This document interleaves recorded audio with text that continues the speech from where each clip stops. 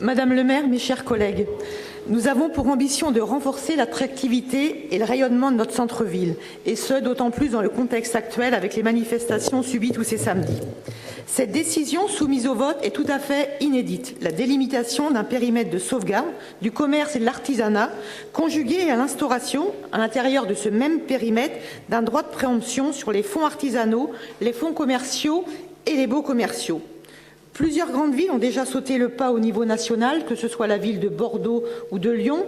Au niveau départemental, on peut citer des villes de taille moyenne comme Guérande ou Clisson qui, eux aussi, se sont dotés de cet outil pour œuvrer, pour pallier à la dégradation de l'activité commerciale et pour maintenir une offre de proximité diversifiée et pour une dynamisation du centre commercial et artisanal de proximité.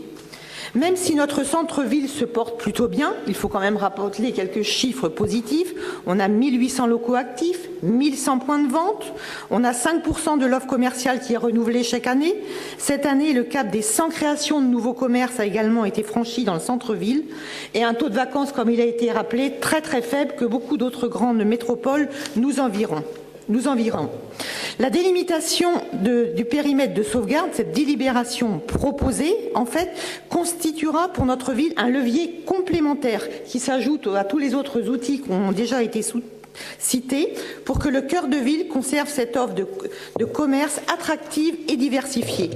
Nous voulons une stratégie de différenciation de l'offre commerciale du centre-ville à travers des enseignes indépendantes de commerce, des commerces éthiques, du Made in France, pourquoi pas du Made in Nantes, l'accueil d'enseignes exclusives qui sont absolument incontournables à l'heure d'aujourd'hui. Et nous avons la volonté d'aller encore plus loin, de travailler en finesse sur le renforcement de l'offre commerciale et de travailler sur les axes numéro 1 pour la remise en commerce de certains sites ou locaux qui sont occupés actuellement par des activités non commerciales et qui offrent pourtant une forte commerciabilité. Aussi, afin de renforcer cette différenciation et cette offre commerciale et artisanale, éviter les évolutions préjudiciables à la commercialité de notre centre-ville et lutter contre la banalisation commerciale, les élus du groupe social, républicain et démocratique voteront avec enthousiasme et conviction cette délibération. Merci.